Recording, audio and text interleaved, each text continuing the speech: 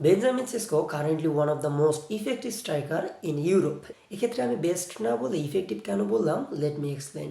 বর্তমানে Benjamin Sesko তার last 8 অ্যাপিয়ারেন্সে গোল করেছে 60টি। এক্ষেত্রে সংখ্যাটা ছোট মনে হলেও তার যে গোল করার ধরনগুলো ছিল সেগুলো কিন্তু অসাধারণ ছিল এবং তার প্রতিটা গোল করতে সময় লেগেছে মাত্র 33.25 মিনিট। মানে আপনারা বুঝেই গিয়েছেন সে এই ম্যাচগুলোতে স্টার্ট করেনি, সে বেঞ্চ থেকে উঠে এসেছে এবং সুপার সাবের মতো সেগুলোকে গোলে কনভার্ট করেছে। এবং লাস্ট ম্যাচটা যেটা ম্যানচেস্টার ইউনাইটেড ক্রিস্টাল প্যালেসের সাথে খেললো, এই ম্যাচটাতে বেঞ্জামিন সেস্কো অসাধারণ একটা গোল করেছে, ম্যাচ উইনিং গোল, এবং এর মাধ্যমে ম্যানচেস্টার ইউনাইটেড টপ 4 সিকিউর করতে পেরেছে। এবং বেঞ্জামিন সেস্কোর যে খেলার ধরন, এই ধরনের সাথে বর্তমানে ম্যানচেস্টার ইউনাইটেডের যে খেলার ধরন, এই ধরনটা অতটা মিলতেছে না এবং এই কারণেই তার গোলের সংখ্যাটা এতটা কম।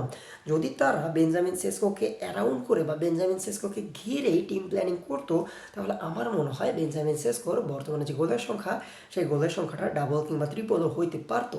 কেন আমি এই কথাটা বললাম, চলুন আমি আপনাদেরকে একটু এক্সপ্লেইন করি। বেঞ্জামিন সেস্কো হচ্ছে একজন স্ট্রাইকার, সে কিন্তু একজন সেন্টার ফরওয়ার্ড না। এক্ষেত্রে যারা সেন্টার ফরওয়ার্ড বা স্ট্রাইকারের মধ্যে যে ডিফারেন্স, এই ডিফারেন্সটা বোঝেন না, তাদেরকে আমি এক্সপ্লেন করতেছি। স্ট্রাইকার হচ্ছে একজন প্লেয়ার যে কিনা ফক্স ইন দ্য বক্সের মতো কাজ করে, যে বক্সের আশেপাশে ঘোরাঘুরি করে এবং দুই সাইড থেকে ক্রস আসে সেগুলোকে গোলে বা ভলিতে বা একটু ক্যারি করে সেগুলোকে গোলে কনভার্ট করে। যদি উদাহরণ নিতে চান তাহলে বলবো আর্লিং হাল্যান্ড বা আলেকজান্ডার সরলথের মতো প্লেয়ার, যারা বক্সের আশেপাশে ঘুরঘুর করে এবং দুই সাইড থেকে তাদেরকে বল দেওয়া হয় এবং তাদের উদ্দেশ্য করেই বলকে ডেলিভার করা হয় এবং সেগুলোকে তারা গোলে কনভার্ট করে। এবং সেন্টার ফরওয়ার্ড হচ্ছে এমন একজন ব্যক্তি যে গোল করবে, তার পাশাপাশি সে টিমকে বিল্ড আপ করতে সাহায্য করবে, সে ডিফেন্ড করতেও যাবে এবং মিড মাঠ থেকে বল ক্যারি করবে এবং সেই বলটাকে সে 2-3 জনকে কাটিয়ে গোলে কনভার্ট করবে।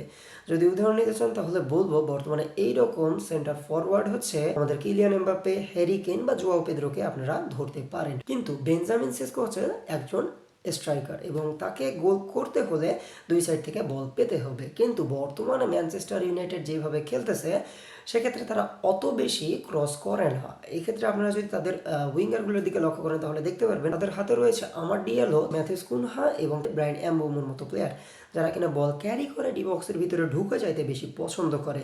সেক্ষেত্রে এই যে ক্রসগুলো, এই ক্রসগুলো বর্তমানে করতেছে আমাদের Bruno Fernandes. Bruno Fernandes set piece থেকে বল দিচ্ছে, ব্রুনো ফার্নান্ডেস কর্নার থেকে বল দিচ্ছে এবং সেগুলোকেই বলে কনভার্ট করতেছে ক্যাসিমিরো বা বেঞ্জামিন সেস্কো।